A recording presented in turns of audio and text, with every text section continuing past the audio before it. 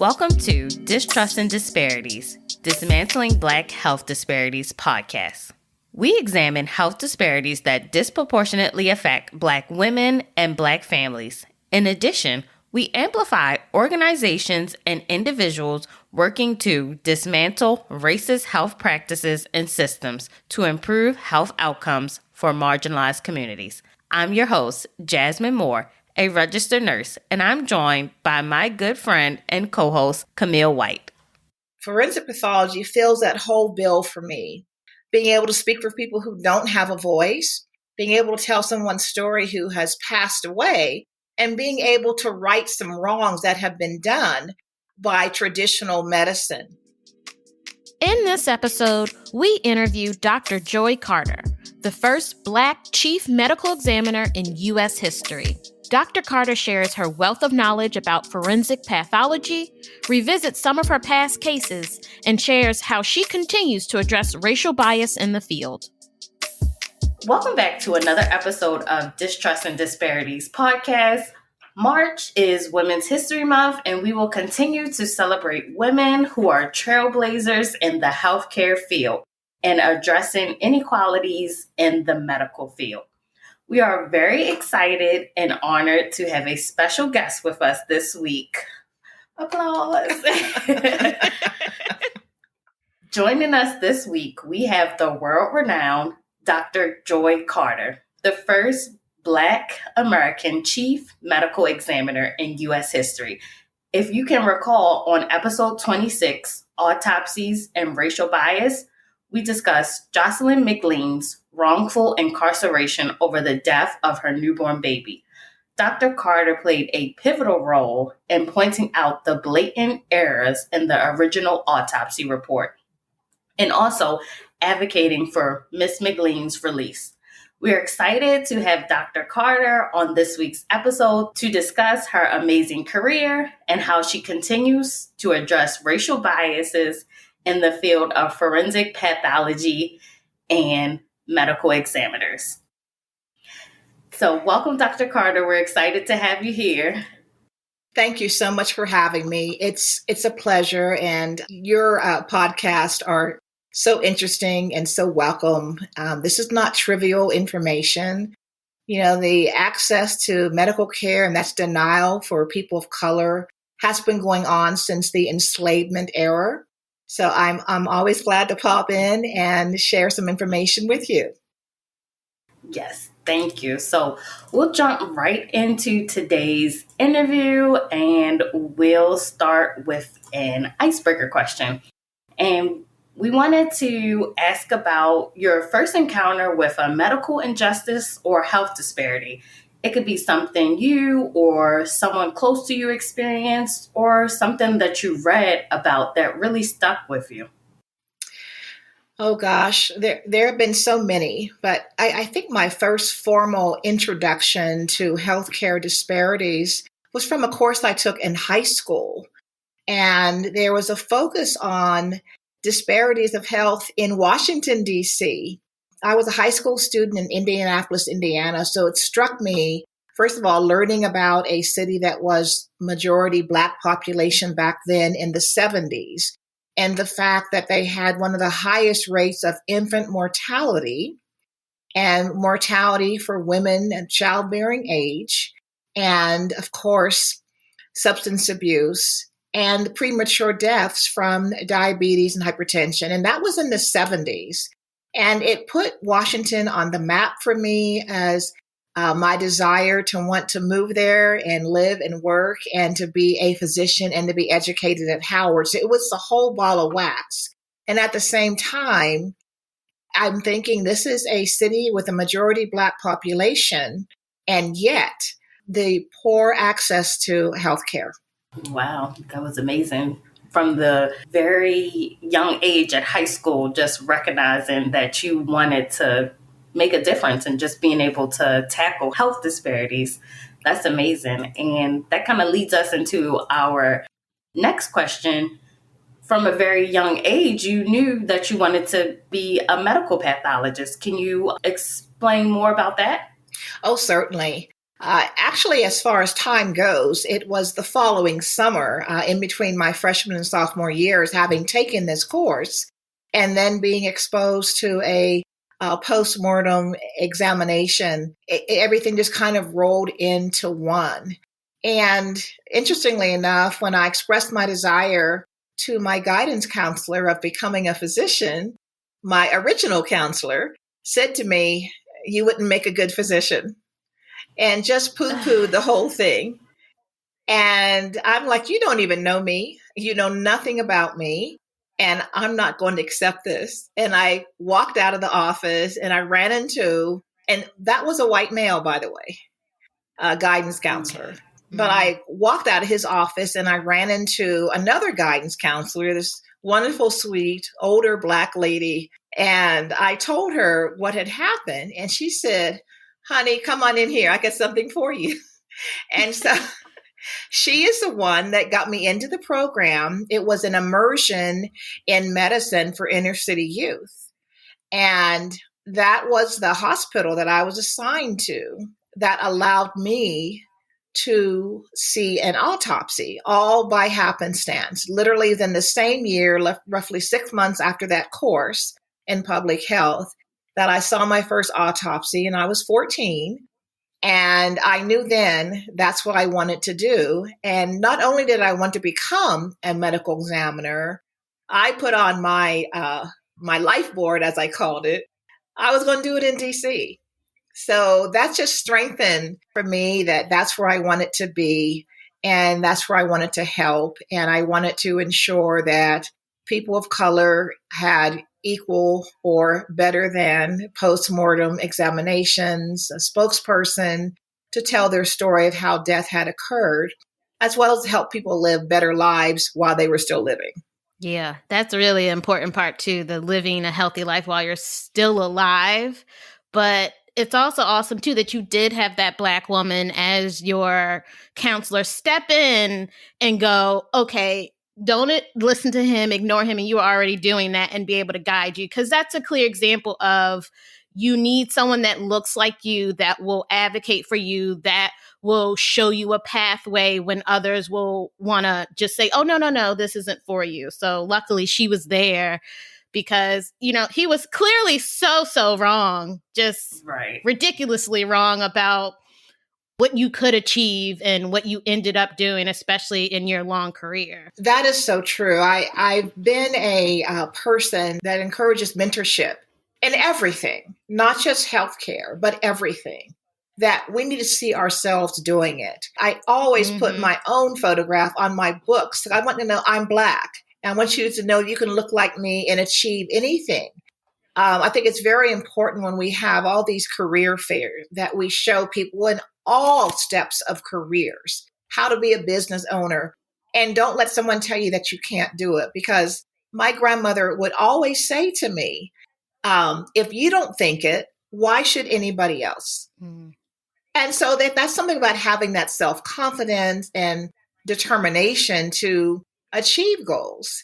And then I always add my own, if you can't see it, you can't achieve it. So we need to show ourselves. So that's why I applaud young people like you doing these podcasts, to show people we are out here.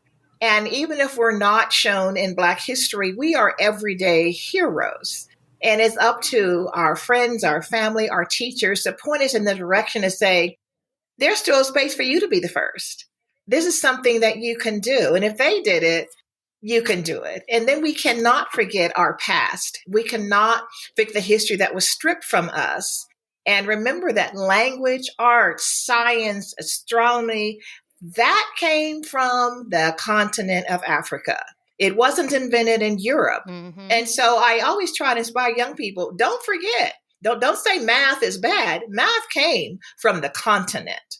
So we need to know our history and know that we can do the same or better or best than others that want to take that away from us. Yes. Yes.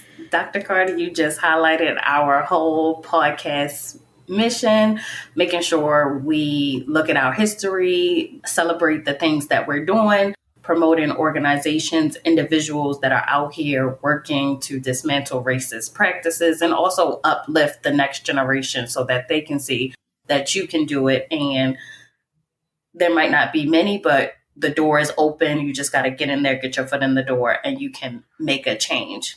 That's right.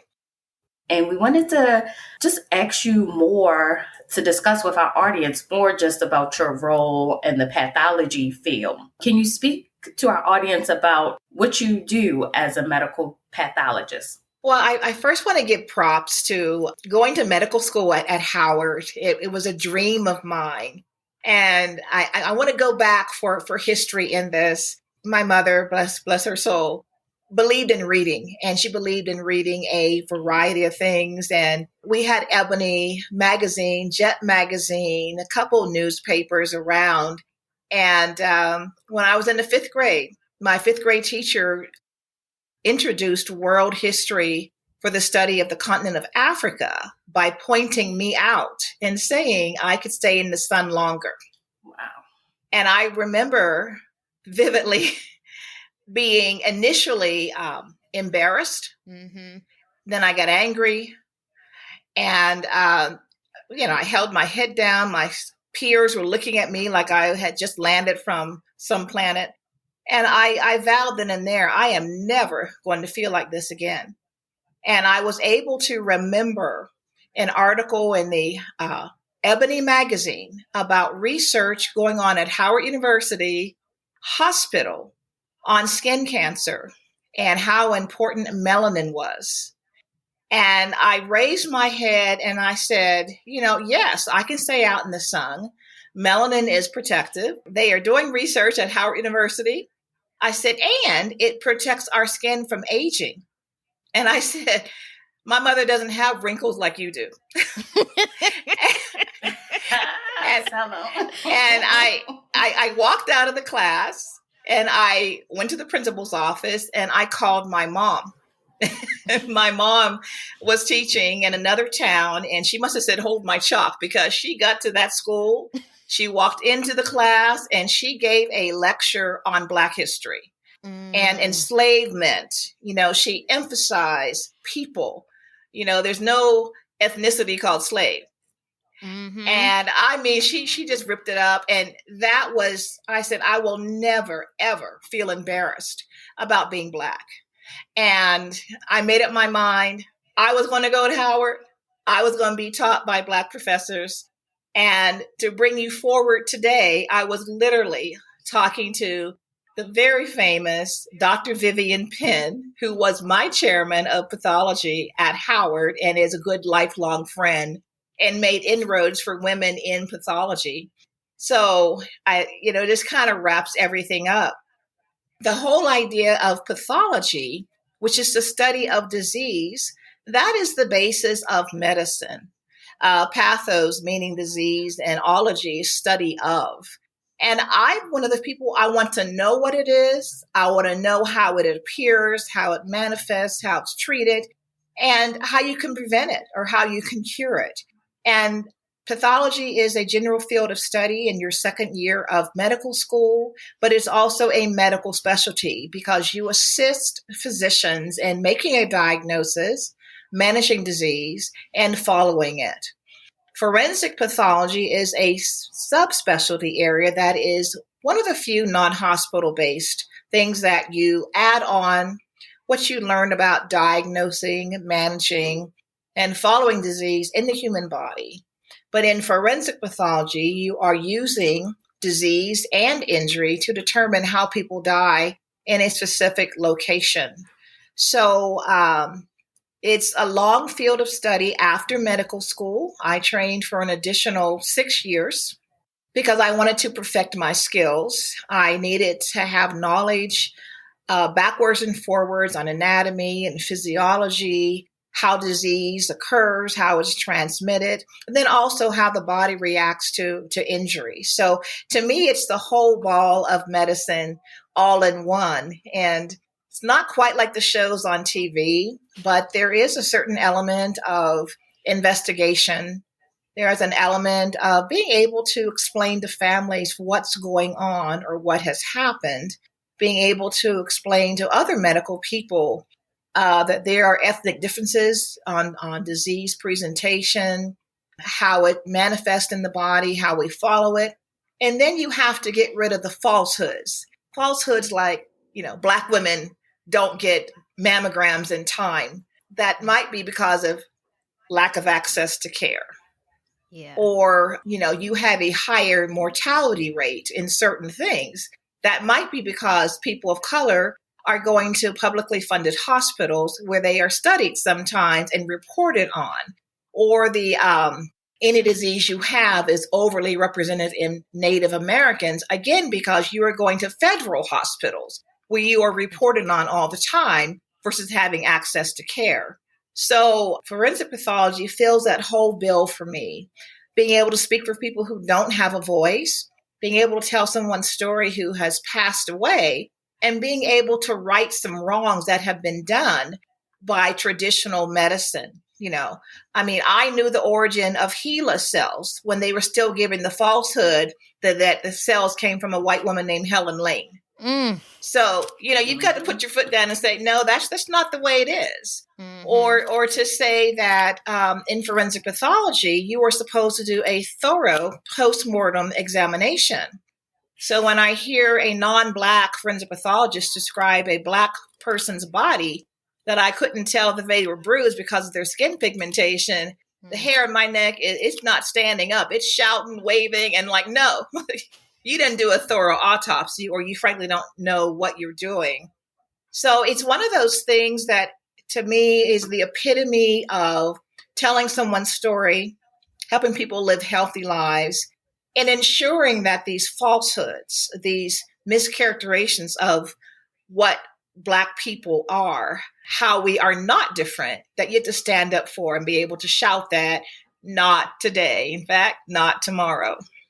Yes. You touched on all the questions that we were going to ask you just about the myths in the field, the misconceptions, even coming from TV, but also what they're teaching you in school. Because I know going to nursing school, most of the textbooks, and I went in 2009, they didn't show too many African Americans or people of color. So just the presentation of certain skin disorders, how you would diagnose it, would be different in an African American. And schools today, they need to be culturally competent in how they're educating students. Yes, there's a young man, I cannot think of his name, but I think he's in the United Kingdom, medical student, perhaps from Africa, but he's working on a book that is detailing presentation of disease in people of color. But what disturbs me is that these things are written in books. We are teaching that Black people's skin is thicker and their pain perception is different. And that's not the truth. I can take sections of skin. I can see there's a thicker layer of melanin, but the skin itself is not thicker. So saying that people of color don't feel pain the way people of low melanin do, that is something that needs to be eradicated and talked about, because that goes into individuals who are trained as law enforcement officers to say, oh, well, they don't feel pain, so I need to put more pain on them. And we have to get rid of that. We are human beings, and everybody at this point should understand that everybody has that one drop of Black blood anywhere in this world, because we know from science, life came from the motherland. You have to accept that. And we have to stop looking at people and assessing them when you don't know. I did research my first year of medical school at Howard on how diagnoses were missed because we were looking at this ethnic grouping of disease presentations. And my research was on cystic fibrosis. And I found 3 cases of young Black children who had been missed time and time again because the assumption was that this didn't occur in people of color. And I tell people all the time, I have examined over 20,000 bodies of all different ethnicities, ages, nationalities. And once I open that body, there is no difference. And we have to stop this racial bias that will continue into the afterlife if we don't stand up and say no. And if we don't have more people that can address the needs of everyone so that there is better access to care. You will probably be very spoiled in Washington, D.C., Baltimore, Atlanta, Nashville, where we have Black medical schools. But I'm in Colorado Springs and I have to search really a long time to see a person of color. And, God forbid I'm looking for a doctor because there are very few. You can count them on your hand here. So that access to care, but at the same time, there are thousands of active duty military people here who need to have someone understand, yes, I might be Black, but I get sunburn. We have to start better medical education as if we are all human beings, not that we're a different species. So true. Yes, you made some excellent points.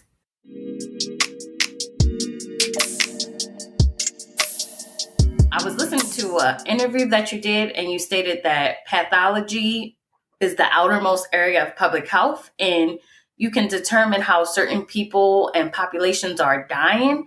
And with this information, you can address the root cause to prevent unnecessary deaths. Could you speak on that a little bit with our audience? Oh, absolutely. I have been saying this for 30 years because that information was revealed to me when I got into pathology, into forensic pathology, as to all of the records kept across this country. Medical examiner and coroner records are kept indefinitely, though they're always there. Whereas medical records from a hospital can be destroyed after 20 or 25 years. So you have this resource that people rarely access that show you, for example, you can go in and you can look around the DC area and look where you have intersections where you've had traffic accidents. That will show you ultimately where they need better signage, or where you have trains going through the Black and underserved communities that don't have the arms that come down for safety. You can literally plot these things on a map. When I was in Houston, I plotted where we were having deaths from hyperthermia that showed this particular population in this group and neighborhood didn't have air conditioning. So when the heat was up over 99 degrees and the humidity was 99%, elder people were dying from hyperthermia.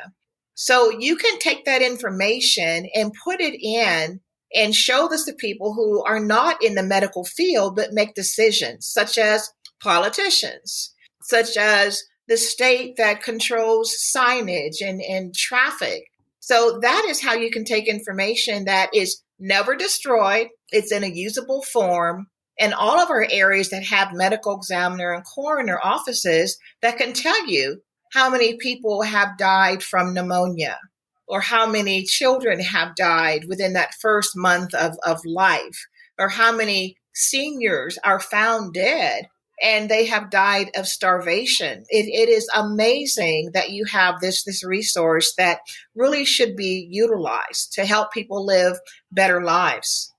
Yeah, I'm so glad you touched on that. So hopefully somebody that is listening to this podcast will take that information and we can tap into that. And it's kind of like we're working backwards to prevent accidents or certain processes from happening. So I'm glad you touched on that. Have you checked out our website? There you can find all of our episodes and show notes. You can even listen directly on the site and catch up on any previous episode you may have missed. You can read our bios and see what we're up to. Also, we made it even easier to contact us. Just fill out the form on our homepage and click submit. We invite you to recommend guests and topics we should feature. So what are you waiting for? Go check us out at distrustanddisparities.com. Okay, so in doing research and trying to look into your career, we discovered that you have, of course, like you said, been calling out racial bias in the field of pathology since you've entered into the field. But we found that during your forensic pathology residency in the 80s, you were the only Black pathologist in the office of the medical examiner in Miami, and that you noticed that poor Black women were turning up dead in dismal settings, but their deaths were just being classified as drug-induced accidents. So how did you go about advocating for further investigation for those victims?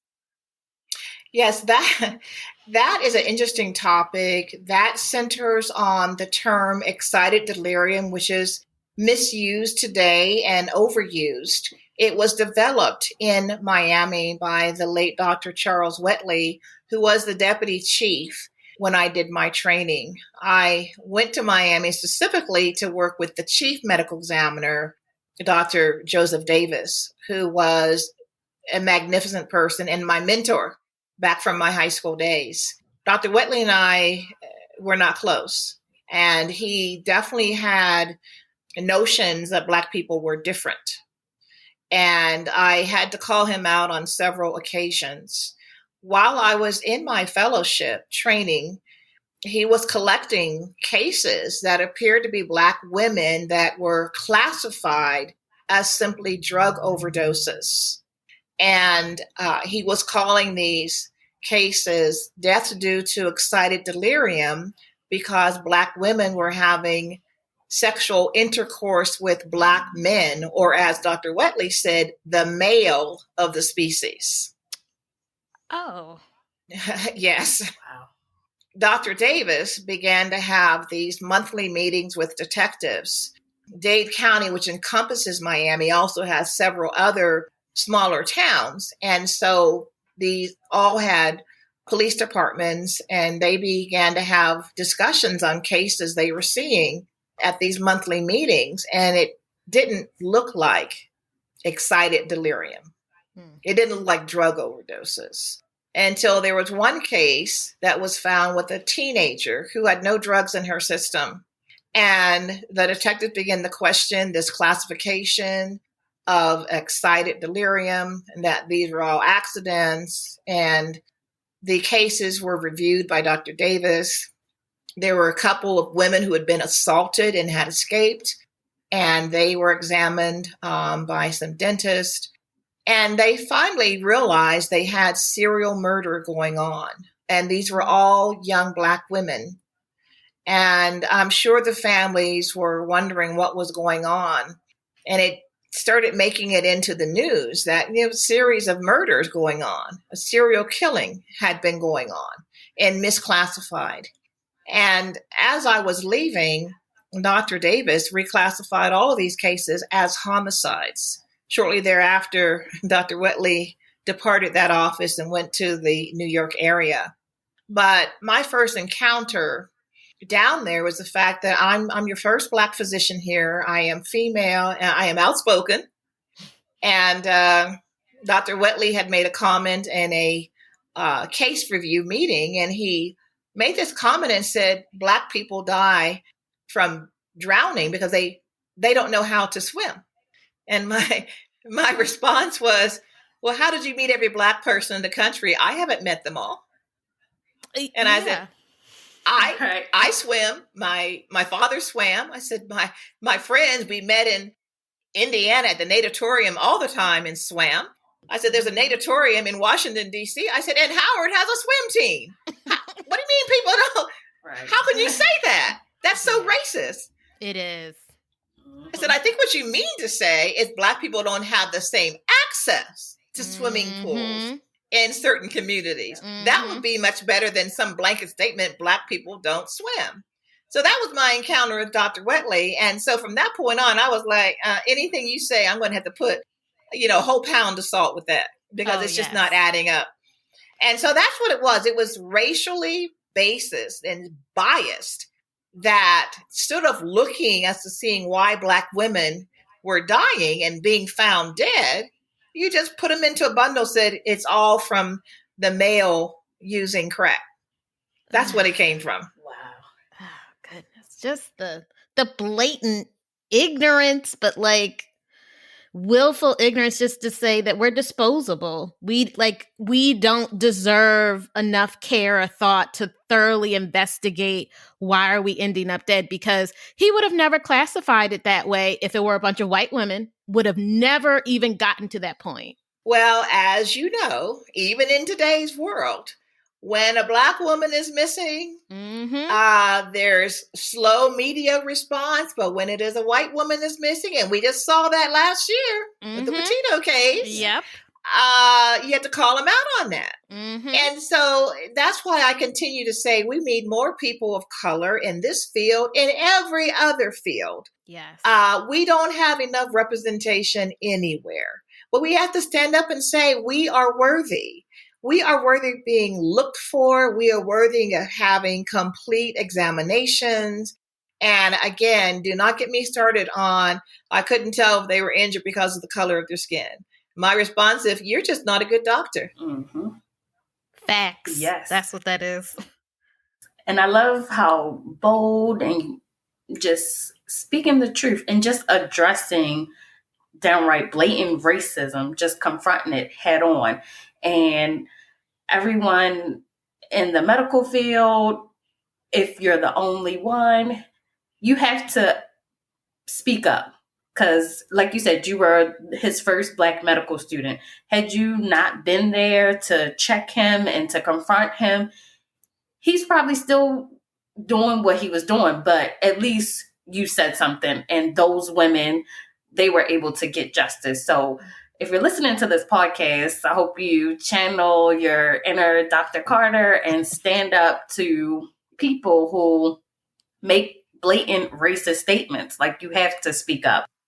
Because I was speaking to one of my former, we went to school together, and she was saying there's like a doctor, if the patients don't speak English, if they don't speak English well, she kind of like just dismisses them. She'll just be like, I'm not using the translator phone. They came to this country. They need to speak English. My friend, she was like, and the doctors and the people that work on the unit, they just let her get away with this. And she said to her, like, you're not going to speak to the patient like this. Here's the translator phone. Please talk to them properly and communicate what you need. So it can just take one person just to stand up, just to stop the cycle. So we really need to do our part. It may seem hard, but it's what needs to be done. Because they feel emboldened to stand in their racism. We should be able to do the same. You know, I always tell people, I mean, I don't treat patients anymore, but when you go see your doctor or your nurse, you need to let them know how you're feeling. They can't just get it all from putting something on you like they did in Star Trek. We have to be able, you know, you just don't put on a thing and it diagnoses you, but we have to be able to tell our healthcare professionals how we're feeling. You know, I say keep a record of when certain things happen, shortness of breath, pain, swelling, all of that. And then you tell them because it's your history and you need to inform them so they're armed with information on how to treat you. And you have to be respected by your healthcare professional. It's not just a one-way street. I've earned my degree, but you know, at the end of the day, we all die. So there is no thing in my imagination that one person's better than the other. We're different. And respect is two-way. And I very much believe in the oath I took when I became a physician to help. And therefore, I can still treat everyone like they're somebody. Like I want my sister treated, or my, you know, how I would have wanted my grandmother or mother treated. If you do not respect your patients, and I tell this to young doctors, you know, people will go see a doctor once a year if you're lucky, but they will see their barber and beautician when? Like every week. And so you need to be reminded that you don't have any patients, you don't have a job. And if you don't respect people, they're not going to come back to you. And so we need to begin to teach that compassion, respect, that everybody deserves some treatment. And we have to stop this thing of, I'm better. I'm different. I'm not better. On episode 26, we discussed Jocelyn McLean's case. So go back and listen to that episode if you're unfamiliar with it. But initially, we want to jump in. Dr. Carter, how were you notified about the case against Jocelyn? I received an email from an attorney that knew someone that I knew, in fact, was related to a person who was a civil activist in the Houston, Texas area. And she asked me if I would look at a case. And I generally don't directly work with families on homicide investigations because you need to have an attorney represent you to get things I need to look at. But this was Miss Tara Lang. She was the attorney from Mississippi. And what she said was so compelling. I said, I just have to look at this case. It has kind of been my passion to look at cases that I think have been overlooked or done poorly. I very much critique how postmortems are done. You know, I've been a teacher in this field for several decades. And so she initially sent me a copy of the autopsy report. And then she sent me a copy of the medical history of this infant child. And I started from that point.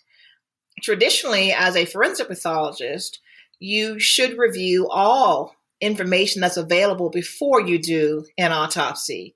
So I started out reading the medical record and the care of the infant and how it was unsuccessful, and then that the child died. And then I read the autopsy, and I just couldn't believe what the autopsy was saying. I called Ms. Lang and I said, whoever did this autopsy didn't look at the record. Mm-hmm. They did not look at the medical record that was submitted. And what struck me was the fact that, one, the case took almost 16 months. The postmortem took almost 16 months to complete. Mm-hmm. And then it was signed off on by 2 other physicians. And of these 3 physicians, none of them had requested or reviewed the medical records. They signed off on an obvious natural death as a homicide with no investigation, no one gathering medical records, no one putting 1 and 1 together and coming up with 2. It was just ridiculous. And I informed Ms. Lang, I said, this autopsy is so poorly done. I'm just going to make a list of everything that is incorrect from the very beginning. Because to write a report would probably take me 25 pages to illustrate that everything about this case is wrong. Starting out, not looking at the medical records, not recognizing medical therapy that the body was presented with. And that was in the diagram. I just could never understand how you can call yourself a physician and do this type of shoddy work, which ended up with Ms. McLean being put in jail, charged with homicide, injuries that are clearly therapeutic, misconstrued, tests that were ordered and never reviewed, and then to not feel like you've done something wrong. And, I mentioned before on your previous podcast, 26, that I kept seeing throughout the record, investigation shows that the mother is the only one who could have harmed this child. And I continue to ask, what investigation did anybody do? Because if you'd done investigation, you would have gathered the medical records. You would have talked to the physician and nurses in the clinic. You'd have talked to the people that were trying to get this infant medevaced to a NICU, to a neonatal intensive care unit. You would have talked to them. You would have talked to the laboratory. You would have reviewed the laboratory results. You should have recognized what therapeutic changes were on the body because they were documented in the record and they were on the body. And I just couldn't understand the other doctors not saying, well, let's look at the record. No one questioned this case. It was just the worst thing ever. Yeah, that's the same reaction we had. Like, how could you basically jump to the conclusion that it was the mom without, you could look at the body and tell something was done, medical interventions, the drains, the tubes, they were still in place. But you were like, no, the mom did this. Yes. Crazy. That was insane. And then also with that case, once you were contacted and sort of got involved and, like you said, made your list of like, this is everything that is completely wrong with this.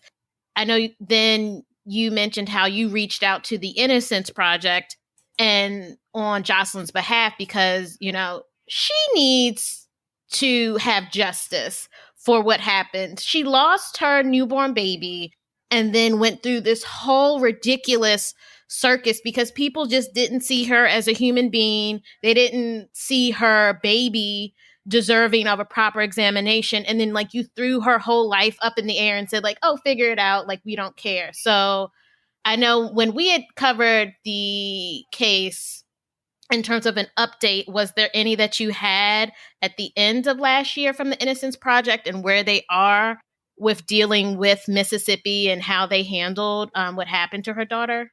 Yeah, this is a very good point for an update on this case. I had gotten ready to fly to Mississippi to state in court all of these errors and how they had been ignored all of this time.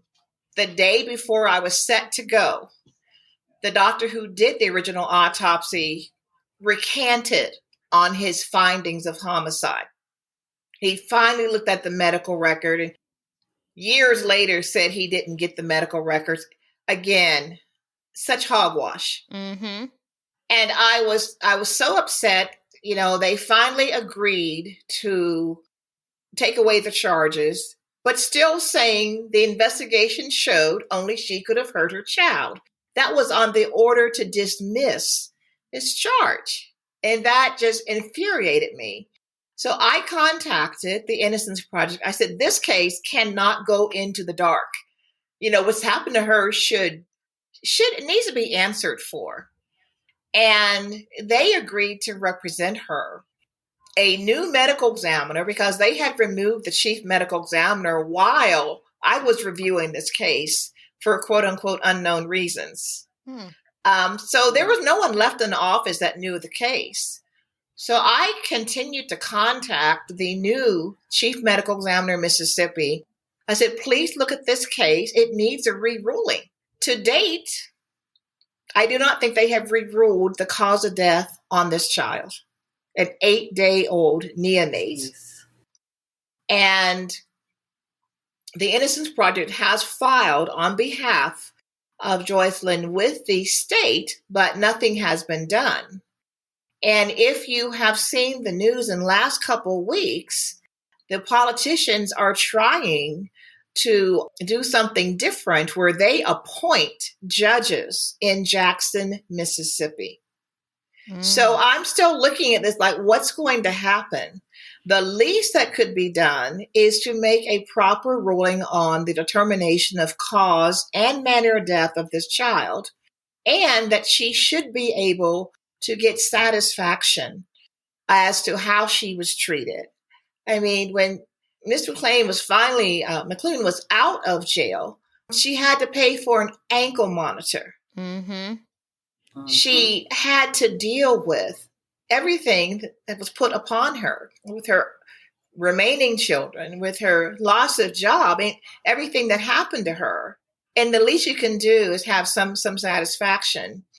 But even today, I was looking at the news, and they made a tremendous award for a death in custody in jail in Oklahoma today of like $68 million on some of these for-profit prisons and jails. And I am hoping that this case will come to light with due justice for this woman who was so badly mistreated, and showing how horrible the death investigation process is in Mississippi, and I'm sure some other states. But I am keeping my fingers crossed and trying to follow and see that they see this all the way through and give her some justice for everything that she went through.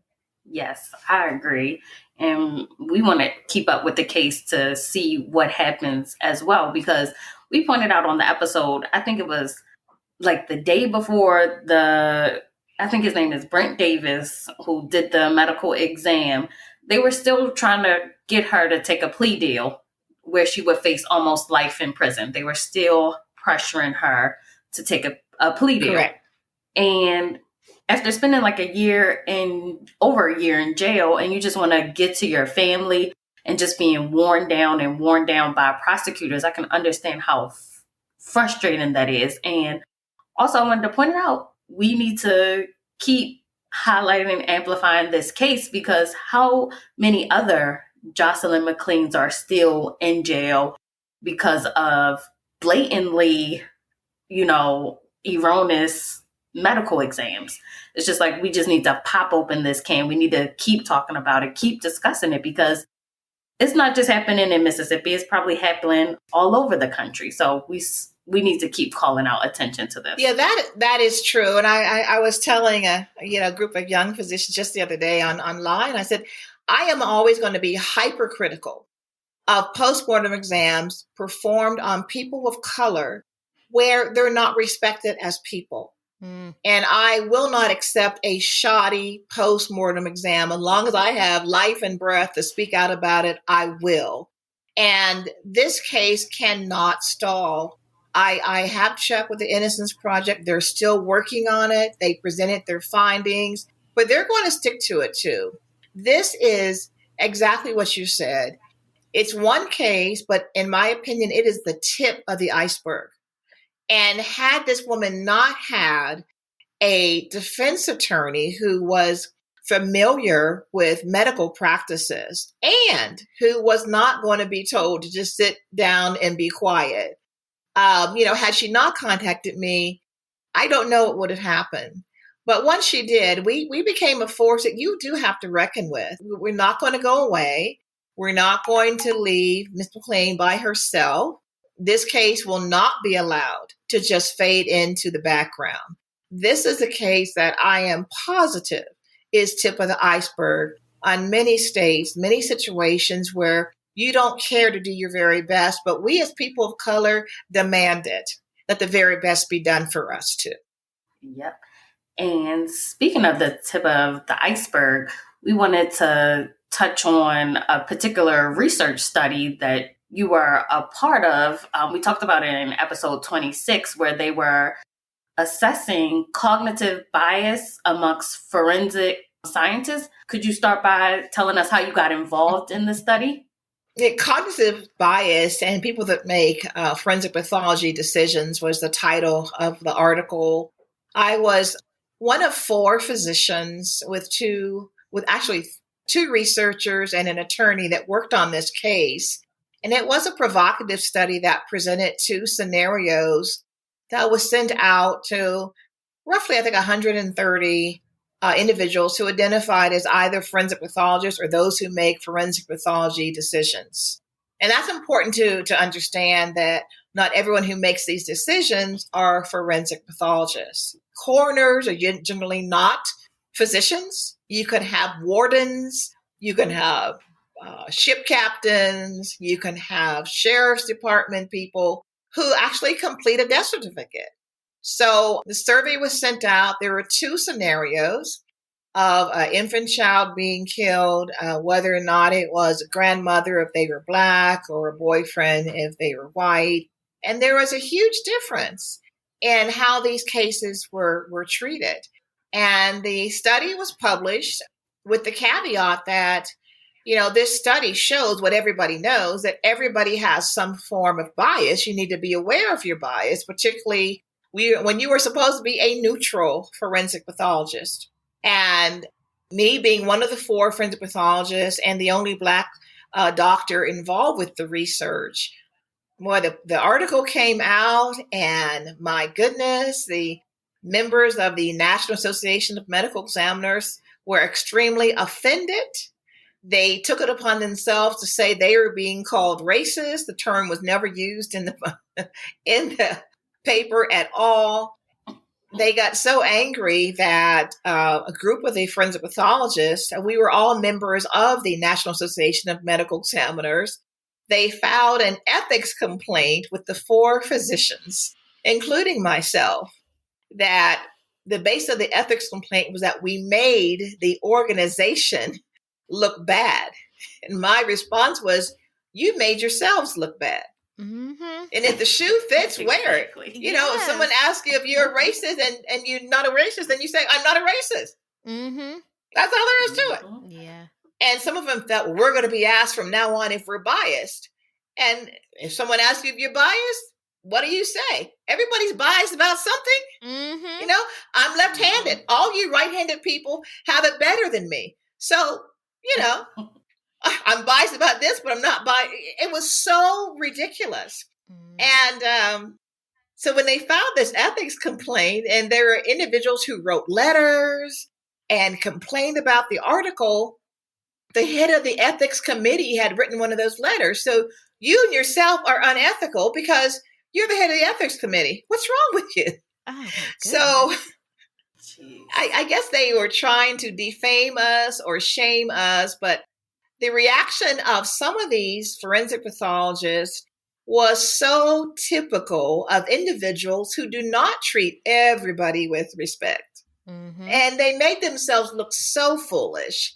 And we were represented by a worldwide law firm, pro bono, who just simply pointed out that what you're doing is unethical and it's really stupid and you need to stop it. And the organization got the letter and they immediately said, oh, we re-examined this and no, there was really no validity to the ethics complaint. And I said, you know what? I'm tired of you all. I have other things to do. So yeah, that sounds really draining. yeah, it was picked up by the New York Times because this was going on during the George Floyd, the officer being held responsible for his death. That was his trial. That was going on. One of the people that was supposed to actually testify was the one who made the ethics complaint. Oh my goodness. He says in the New York Times article, everybody spins the wheel of death to determine the cause. I said, that's so embarrassing and reflective of you. Are we playing a game? Wow. Like, this is not a game. I said, how unethical of you to say that? And it was picked up by the Science magazine.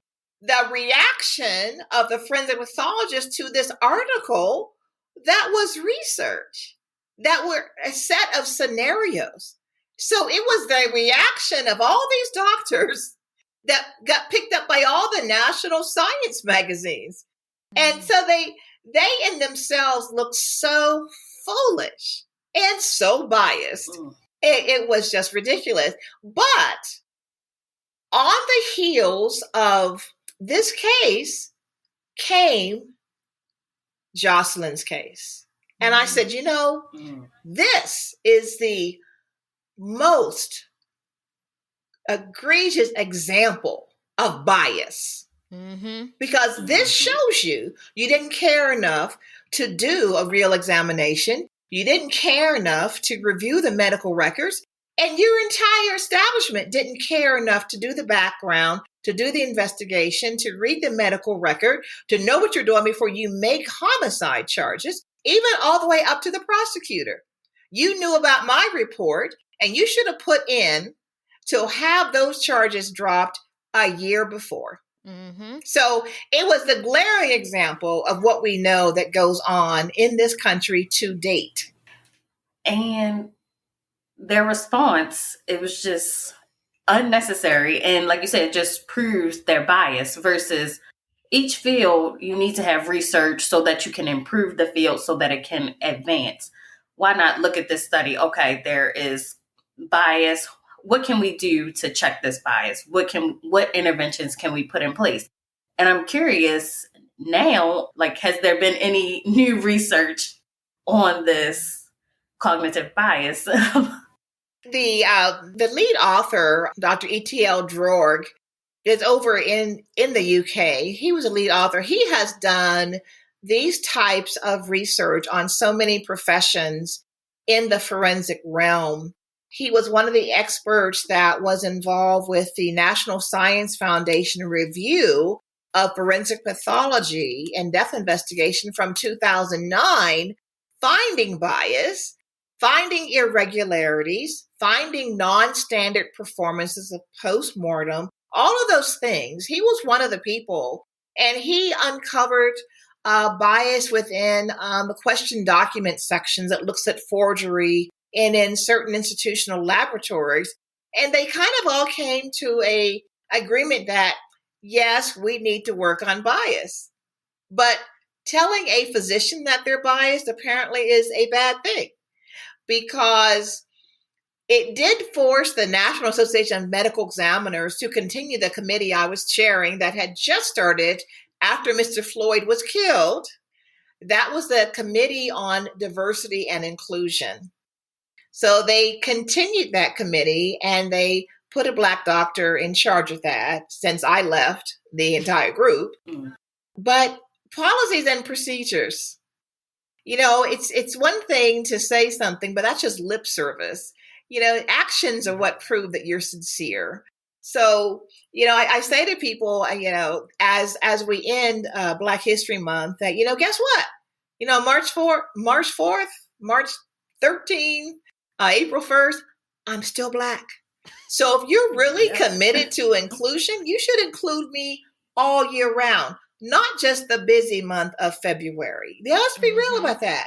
Black people, white people, red people, brown people, tan people, they die every day.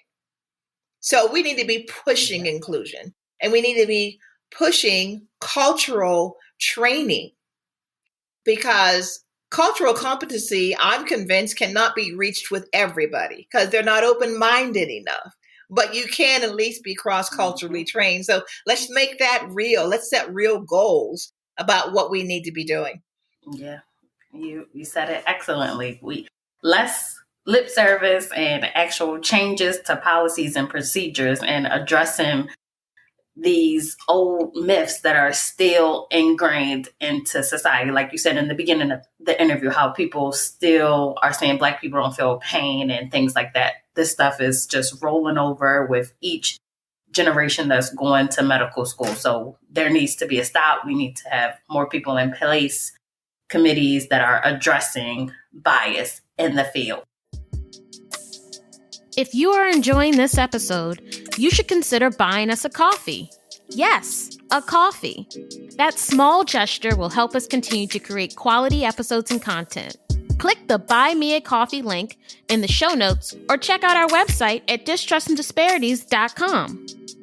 And we want to segue kind of to our last segment. We just wanted to talk about just spirituality and grief. And I know in your line of work, every day, like you said, you dealt with death on a daily basis. And I just want to know, how do you emotionally handle dealing with death? I am a very spiritual person. I think the reason I dealt so well with my observation of the first autopsy was because I knew in my heart, in my brain, that the spiritual side doesn't die. The physical side does. And what remains is the physical side. And I can back it up with science. Back in the 19th century, we didn't have the advances in medicine that we have now. So if you ever have the opportunity to go to a casket museum, you'll see the caskets are designed differently, because when you couldn't measure and determine if life had left the body, then you had wakes. Wakes were in the home, the old homes that have the bay windows that are 6 feet wide. That was where the wake was held. Oh. This is before we had EKGs and EEGs. EKGs, as you know, measure the heart's electrical activity, and the EEG measure the brain's electrical activity. So if you put science and medicine together, and I'm a scientist, and I'm a physician, energy has left the body when you have a flat EKG, and you have no waves on your EEG. But when a person is alive, you have evidence of electrical activity. So in my 14-year-old mind, that's how you explain the science. Energy is never destroyed. It is changed, right? Yeah. So that's how I always see it. I have always maintained a spiritual outlook when I do postmortems. And I've done over 20,000 in a 40-year history. I've kept that spiritual awareness, and I think I've always described my career as a calling because I've always believed when I was trained by Dr. Davis, who introduced me to the rules of the nobility of the field, the compassion for someone who's lost a loved one, and the fact that I have the privilege of telling that last story of what happened to them. And I've always maintained that. And I maintain it because I understand the difference between life and death. I also understand my focus has to be on my case when I'm doing it. And I have to do everything that I can to tell that person's story. So I have to have a really good understanding of anatomy, physiology, natural disease, injuries, the body's response, and what goes wrong, and to be able to explain that to the family first and foremost, to the treating physician secondarily, to the law enforcement perhaps third, and fourth, insurance, fifth might even be media. So, but to be able to explain that. And when I am working on a particular case, I am focused on all of that at that time. I give it my 100% attention. And when I am not working, I take a little key and I lock it up in here and I go to my home and I unlock the rest of me so I can renew and go back and do that the next day. Otherwise, you don't focus on that. And I can remember having horrifying cases that if I didn't focus on my job, which is documentation in duplicate and triplicate, so that I can recall what happened, that someone can be held accountable for a death, or that changes can be made, or that the family can understand, I had to be very detailed, very focused on that one particular case. And that's how I've always done my work. And when people ask me, what's the worst case you've ever had? My answer is the next one.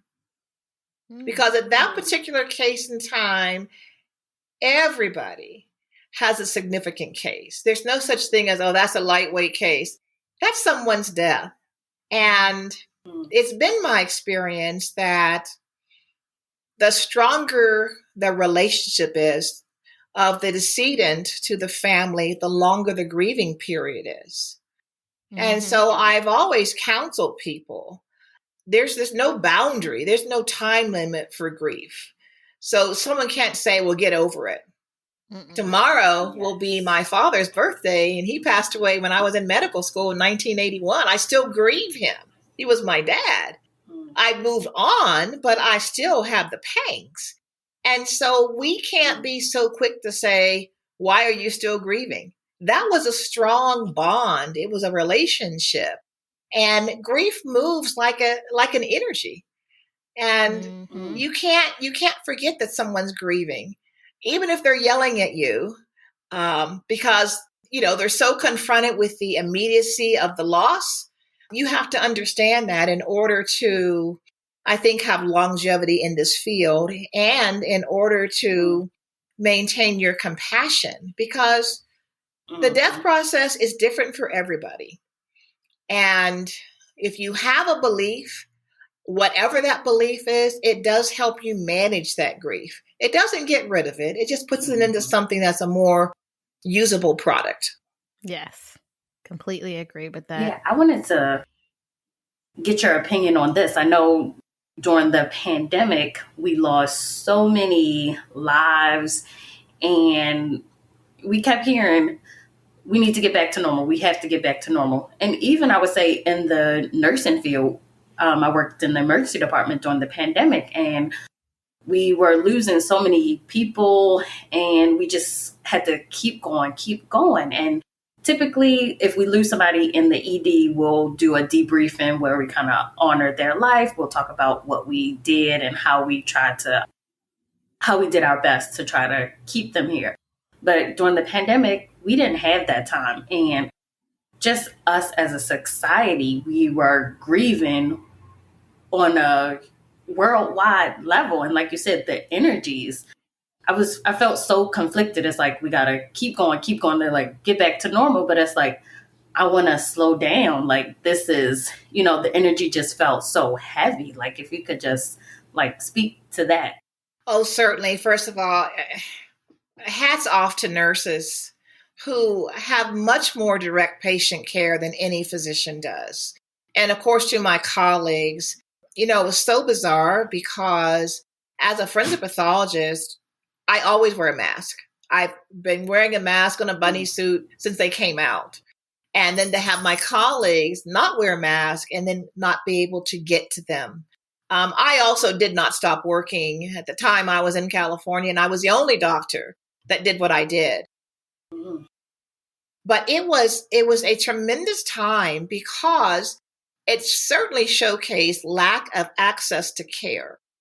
And we did know that this type of infection takes hold in individuals who have underlying diseases. So smoking, obesity, diabetes mellitus, hypertension, coronary artery disease, and cancer certainly left the population reeling across the world.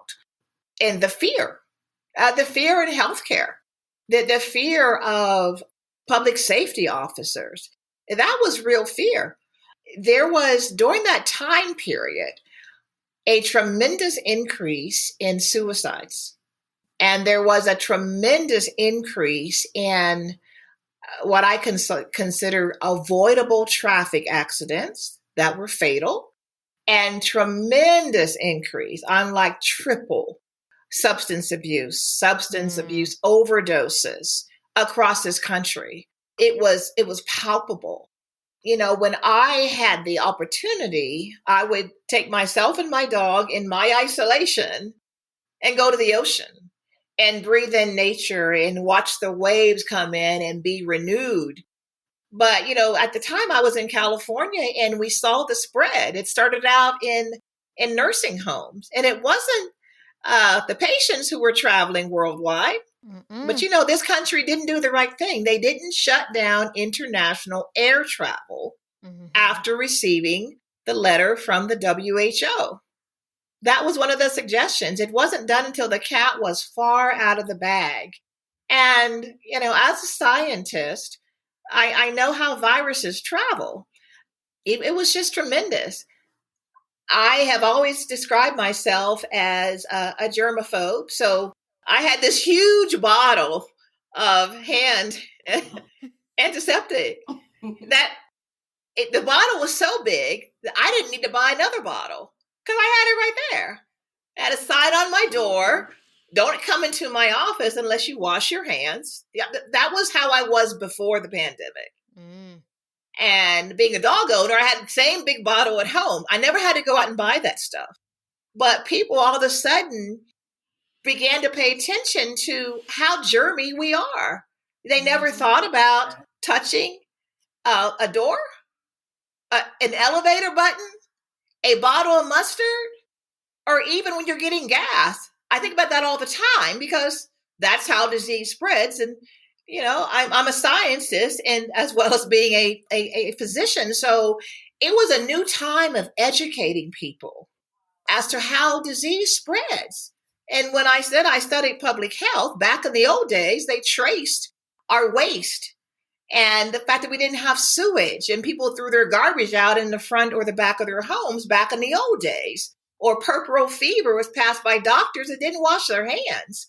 So we had to kind of go back and tell people. And some old articles came out that I had written in the 90s about hand washing. Or about, your grandmother told you to wash your hands before dinner. You didn't come in the house from playing and just pick up a piece of fried chicken. You knew better. But we forgot about that. So we had to go back and teach basic health, public health 101, but then dealing with individuals who felt the isolation of not being able to meet their friends. That was the silent pandemic of suicide, overdoses. And the other pandemic that we saw but wasn't talked about as much was individuals who were afraid to go to the hospital and have their physicals, see their doctors. We had a lot of people who died from disease that could have been diagnosed or treated, but they were afraid to go to the hospital. So all those things rolled into this ball of what is normal now. Isolation, lack of family and friends, lack of energy, poor eating habits, all those things rolled into one. And now what we're seeing is people are saying, get back to work. They don't want to go back to work. And now we're looking at all these mass firings in the tech world because they found out that some folk don't work well at home while others do. So it's this whole new society. And I think we also found out that people need people. Yes. You need an outlet somewhere, somehow. And so all that newfound isolation for some people was absolutely not good. And I'm hoping, should we have something else come up, that there'll be better guidance from our federal agencies, not flip-flopping because of a president who has no knowledge about what he's talking about, but that we have a newfound respect for those people who had to stand up and say, hey, this is a virus and it's still here with us today. Mm-hmm. Yeah, we need to look at that time. That time period needs to be studied. Instead of saying get back to normal, we need to get back to better. Yes. That makes sense.